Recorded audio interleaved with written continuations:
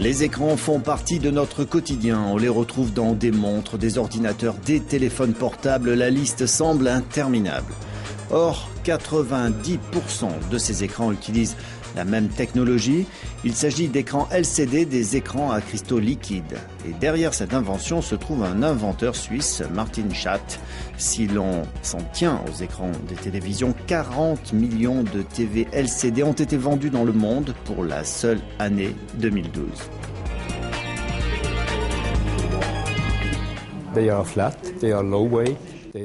Ils sont plats, ils sont légers, ils fonctionnent avec un voltage très bas et consomment très peu. Aujourd'hui, on peut les regarder sous n'importe quel angle, leur qualité en termes de couleur est très bonne.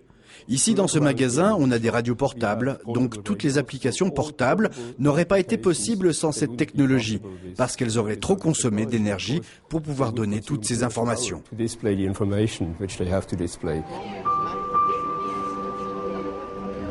Martin Schatt est l'inventeur de cet écran. Il habite en Suisse, dans la petite ville de Liestal, dans les environs de Bâle.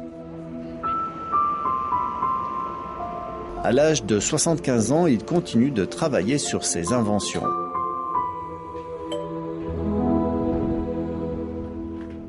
On est ici entouré d'écrans à cristaux liquides, l'occasion de comprendre comment ils fonctionnent. Si on se rapproche de ces écrans, on constate que l'image est composée de milliers de petits points qui changent continuellement de couleur et de brillance. Chacun est un cristal liquide. Il est composé de molécules d'hydrocarbures qui changent d'orientation sous l'influence d'un champ électrique. Les LCD génèrent alors un signal optique.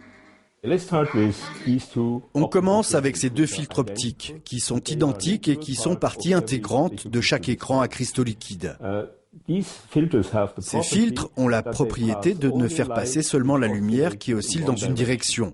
Cela veut dire que si je mets ces deux filtres chacun derrière l'autre en parallèle, alors la lumière peut passer et ils sont brillants. Si je fais pivoter ces filtres sur 90 degrés, alors la lumière ne peut pas passer et l'écran semble noir.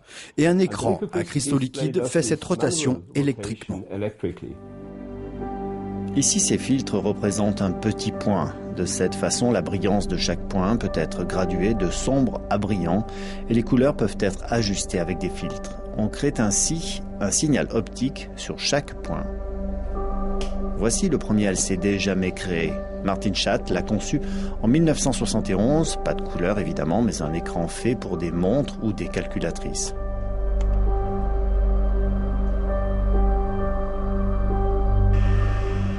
Ici, notre inventeur teste des cristaux liquides soumis à une source de chaleur. Ils résistent à de très hautes températures.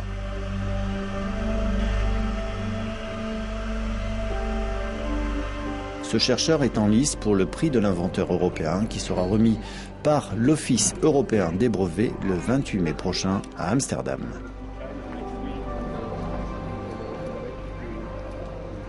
Pour